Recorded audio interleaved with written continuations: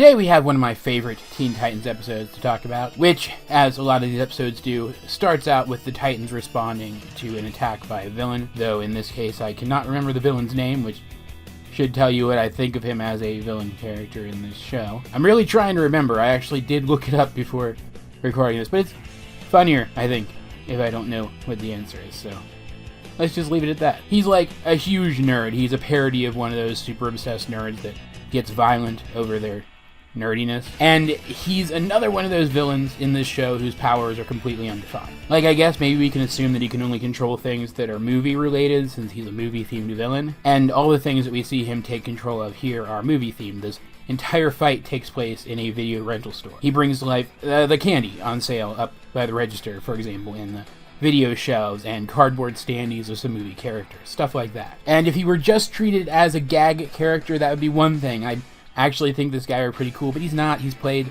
pretty straight. Like, he's used in a couple of gags here during the fight, but he's not a joke character the way that the Mad Mod is. And, like, you can't even really use the excuse that this is some magic remote control either. Because if I'm not mistaken, even though they take the remote away from him in this episode, he does come back later suggesting that this is some tech that he's developed. And it's another one of those instances where I want to know how. I want them to include some explanation for how he does this in the episode. How does he use tech to bring a shelf to life? It's just slightly more goofy than what I can suspend disbelief for in what is, for the most part, a grounded universe. But then again, as this keeps showing up, maybe I just need to accept that this isn't as grounded a universe as I like to pretend it is. Point is, they face off with him and they defeat him in a fight that's both well-staged and exciting and also funny. It's got a lot of funny moments in it, which are in keeping with this show's very offbeat style of comedy. The various objects which are brought to life to face off against the Titans are unrelenting. They become absurdly powerful, and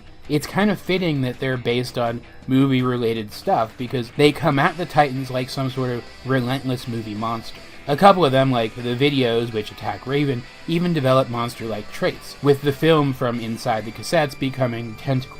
One of the standees that he brings to life is even a movie monster, which, because Beast Boy is Beast Boy, inspires Beast Boy to rent the movie which features that monster after the fight's over so that they can take it home and watch it. But you get the sense throughout this entire fight, and then through the subsequent viewing of this movie, that Raven's really uncomfortable. And I'm actually going to stop here for a second and issue a spoiler warning. I don't know how many of you are watching this review who haven't seen this show before, or who have seen it so long ago they don't really remember this episode. But this episode does end in a pretty good, pretty satisfying twist, and I don't want to spoil it for anybody who hasn't seen it, or doesn't remember it, one or the other. So I will say, for those of you who might be spoiled by the rest of this review, that it's a Raven episode. It deals with her dealing with her emotions again. The twist is pretty good. It has some really good suspense/horror monster imagery in it. If you're down with any of that stuff, you should watch this episode. Now, as for the rest of the spoilery stuff, I'm still not going to show any clips of the rest of the episode. You guys know at this point, especially from my Gravity Falls reviews,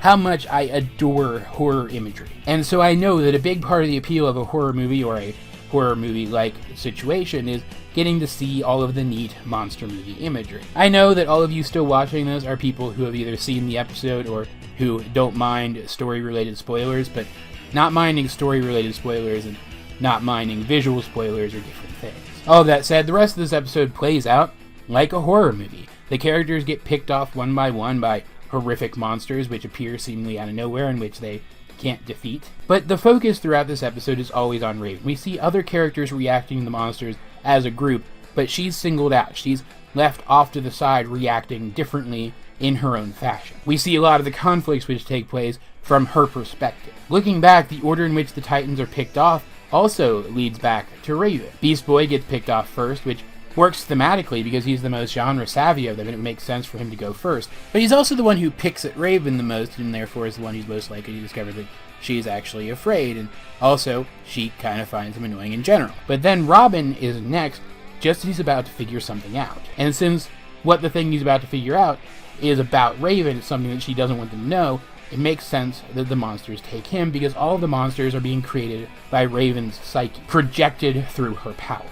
As hard as it may be to really accept, Raven does get scared. Raven, this goth queen whose entire thing is being super in control of her emotions and being able to dismiss the ones that she doesn't need, gets scared. And because that is so ridiculous that even she denies it. She has to come to accept that she's afraid. She has to come to accept that side of herself in order to put an end to this. She's so afraid, in fact, and has been since those relentless video monsters came after her at the video store, that most of her fighting in this episode has been almost entirely defensive and reactionary. The moment, though, that she accepts that she's afraid and actually attacks back against the creatures, declaring that just because she's afraid doesn't mean that she can't fight, they're defeated instantly.